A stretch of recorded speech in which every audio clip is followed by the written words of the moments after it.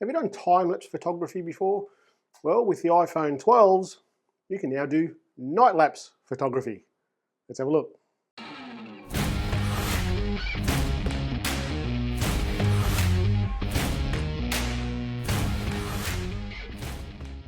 G'day guys, I'm Shane Mostyn. Welcome to 5 Minute Friday. What we're doing today is all about time-lapse photography.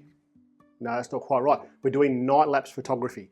If you're new here, I do 2 videos each and every week, all about small sensor photography. That is your mobile phone, action camera, drones, those sorts of things, each and every week, twice a week. Also, if you're new here, in the description down below is a link to everything I'm talking about here today.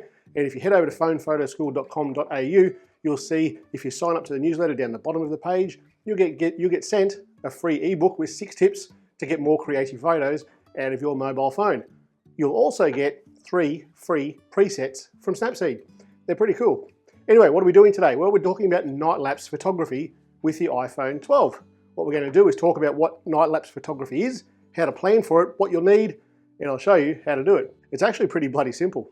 Let's get into it. So, time-lapse photography. No, night-lapse photography. What is it? Well, it's basically time-lapse photography at night. That's it. So you need to consider a few things. These things take a long time to take. You can take a time-lapse photo that might take 30 seconds, or a time-lapse video that might take 30 seconds. You might take a time-lapse video that takes 6 hours. And I've actually done some of those, and I'll show you in a minute. So you need to consider how you're going to keep that phone still, if you're going to keep it still. There's 2 sorts of ways that you can use the time-lapse function on the iPhone. One is that you keep it still, put it on a tripod, and I'll talk about that in a second. And the second way is that you move the phone walking around the place or driving around the place. And these are called hyperlapses. There's different ways that you can do a hyperlapse, and we'll talk about them in another video. But today what we're talking about is night-lapse photography and how the iPhone 12 does it for you automatically. It's pretty bloody cool. So you're going to need a few things for this night-lapse photography. One, you're going to need a phone. iPhone 12 does it for you, and that's what we're using tonight. You're going to need a phone holder, and that holds the phone. And you're going to need a tripod, and this is the Joby tripod. All these things are listed down the bottom there in the description if you want to have a look at what they are. So basically with this, you put this onto this, and then you put this into this, and Robert, your mother's brother. How you do this is really up to you. There's no hard and fast rule about the way that you do this. You want something that stays still in the photo, and you want something that stays moving in the photo. Video, not photo, video. So how this works is that when you set up a time lapse on the iPhone, it's going to take 2 photos every second for 10 minutes. That's just the way it does it. At the 10-minute mark, it goes back now and dumps one of those frames that's just taken. So your video might have been, say, 40 seconds long. All of a sudden now it's 20 seconds long. It's kind of cool. It saves a lot of brain work for you because it does it all automatically. When it comes to night-lapse photography, it's no different. It's just that the shutter stays open for longer to take more light in, just like astrophotography. When I did this for the first time the other night, I wasn't sure if the night-lapse photography was going to work the same way as the time-lapse photography functionality on the iPhone. So my testing, the first testing that I did, is this video right here.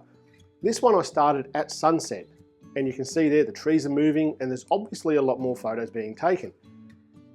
This video that's still running right now, went until about 3:30 in the morning. That was about 6 hours worth of video right there. That's a long time. That's kind of cool. At 3 o'clock in the morning, I set it up again, and I took another time-lapse video, or a night-lapse video, and this is how long that one took. Trusting our wings to fly.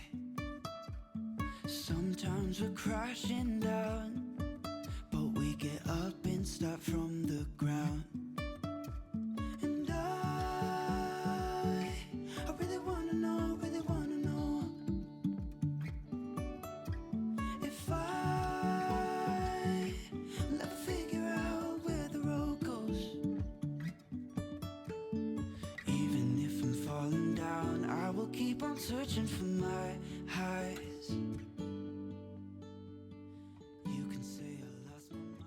And you'll see there the video that I did the second time, it only went for 2 hours, but it's twice as long as the first video, which went for 6 hours. It hurts your head a little bit, but that's just how it works. Now, time-lapse photography or night-lapse photography, how do you do it? Well, you set the phone on the tripod with the phone holder because it needs to be still. You scroll all the way to the left and you've got time-lapse. That's it.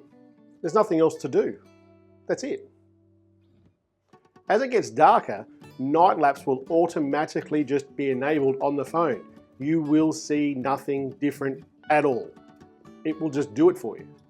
So with this video, I started it at sunset, and you can see that the trees are moving around because it's taking more photos, the wind's blowing a little bit, and as the time moved on, you saw the exposure change and the stars became more prominent in the video. Life is a winding road, no telling where it goes. Driving through days and nights. This video, this is done at a different time of night, facing a different direction. So what I did first is I took a 30-second photo in night mode, and the moon was roughly half of a moon. And this is what it looked like. Now, that, at the same time, well, I'm talking about 40 seconds later, maybe, I started the night lapse. And what I want you to do with this one is watch how bright it is when it first starts, and it carries on. And as it carries on, the moon sets, and you watch how much darker it gets, and you can see the stars a lot more prominent. The Southern Cross and the 2 pointers, just like I did in the last video, you can see them there moving through the sky.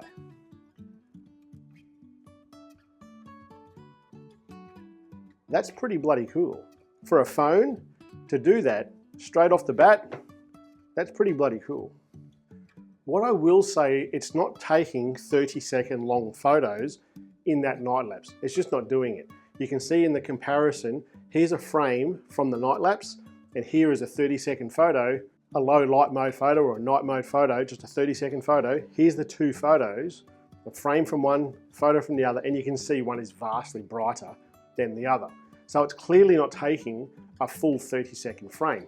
It's probably using a higher ISO, and when I look at this video in Final Cut Pro X, here's some screenshot of it, and you can see there's a fair bit of noise in that. And the video that you saw just a minute ago of that night lapse, I've actually put some denoising into that, so it's reduced the amount of noise and the amount of grain in that video so that you could see what you could really achieve from this. Time-lapse photography has been around for a long time with the iPhones, but only in the 12 can you do this night-lapse photography.